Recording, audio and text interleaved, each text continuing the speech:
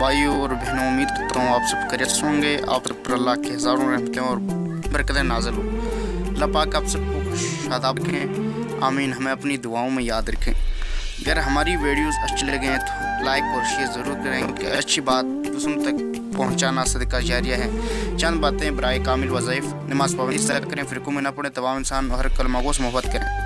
नाज़रीन, अगर आपका कद छोटा है और आप चाहते हैं कि आप किसी के सामने शर्मिंदा ना होना पड़े, तो आज हम आप इस अमल बताने जा रहे हैं जिसको करना बहुत कद में जल्दी बढ़ जाएंगे। इस वजीफ़े को इजाज़त आम है, हर कोई कर सकता है। वजीफ़ा ये है: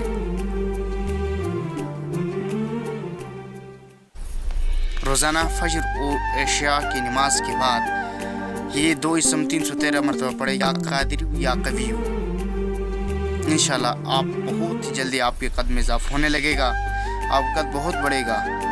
मुझे उम्मीद है कि आपको हमारी वीडियो अच्छा लगा होगा और आपको फ़ायदा मिल रहा होगा। मज़ीद अच्छी वीडियो के लिए हमारे चैनल को सब्सक्राइब करें और बेल आइकन को दबाएं। बहुत बहुत शुक्रिया आपको वीडियो देखने का।